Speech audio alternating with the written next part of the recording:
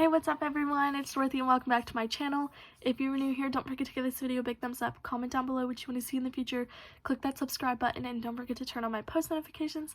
That way you lovely people get notified every single time I upload a video. In today's video, we do have a special shout out. The special shout out is going to one of my coworkers. She's like the best person I could ever work with. Her name is Cole, and she is such a big supporter of my channel. She tells anyone and everyone about it when she's listening to it and stuff. She'll listen to it at work while we're doing work and stuff, and it just makes my heart happy to know that she's actually supporting me. And yeah. But in today's video, we're going to go into chapter 34 of Not a Good Girl's Guide, As Good as Dead by Holly Jackson. So let's get right into this video. This video may contain sensitive topics and foul language. If you do not wish to continue, please click off of the video now. You have been warned. Chapter 34. The Reynolds house was on Cedar Way, looked like a face. Pip had always thought so, ever since she was little. It still did now, as she walked up the path toward the toothy front door, windows staring down at her, the steadfast guardian of the family inside. The house shouldn't let her in. It should turn her away, but the people inside wouldn't. Pip knew it in her gut. She knocked hard, watching the outline of someone approach through the stained glass of the door. "Hello, hi, Pip," Jamie said, a wide smile stretching onto his face as he pulled the door open. "Didn't know you were coming round. The three of us were just going to order pizza if you want to join." Pip's voice stalled in her throat. She didn't know how to begin, but she didn't have to, because Nat appeared in the hallway behind Jamie, the ceiling lights gliding off her white blonde hair, making it glow. "Pip," she said, walking over, slotting in beside Jamie. "Are you okay? Ravi called me a while ago and said he couldn't get a hold of you.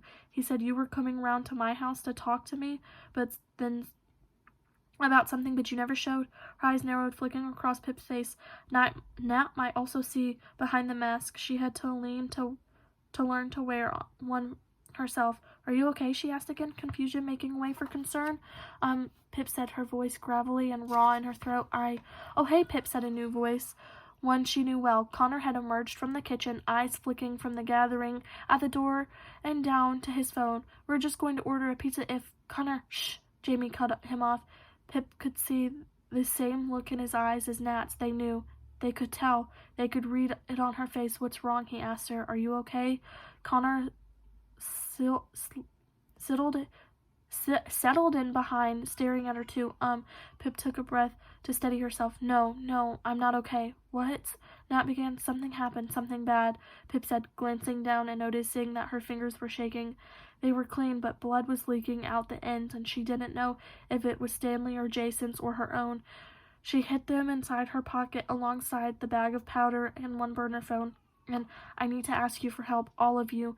And you can say no. You can say no to me, and I promise I will understand." "Yeah, anything," Connor said, his eyes picking up on her, fear darkening with. "No, Connor, wait," Pip said, glancing between the three of them. Three of the people she'd thought would look for her if she disappeared. 3 people she'd been with through the fire and back, and she realized then that those same people, the ones who would look for you when you disappeared, they were the same people you could turn to if you needed to get away with murder.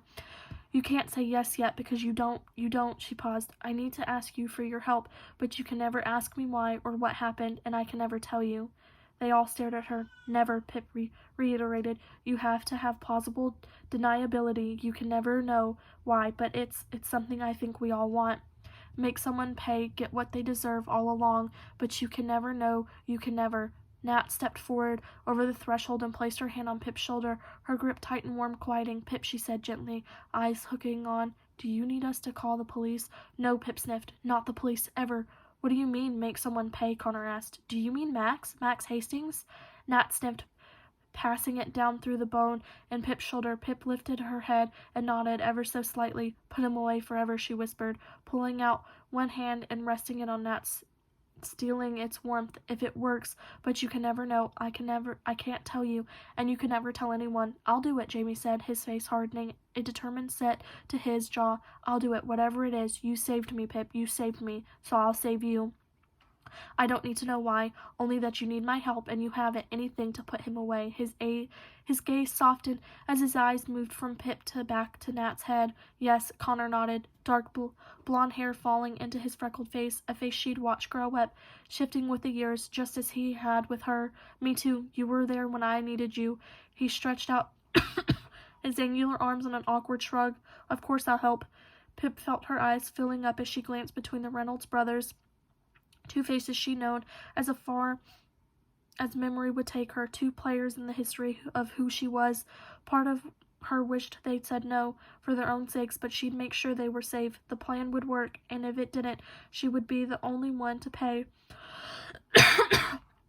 Her silent promise to them all. This never happened. Pip never stood at their door and asked them for help. None of them were here right now.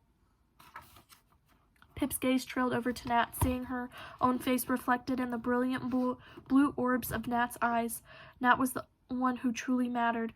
They hadn't believed her as many times as they hadn't believed Pip. That unthinkable violence of not believing. They shared the darkness, and Pip had taken out Nat's scream that day, the day of the verdict, as though it were hers, binding them together. They looked at each other. Past the marks. Will this get you in trouble? Nat asked. I'm already in trouble, Pip said quietly. Nat breathed in slowly. She let go of Pip's shoulder and took her hand instead, gripping hard, fingers interlocked in hers. What do you need us to do? She said. That is the end of chapter 34. I will see you guys in the next video. Bye!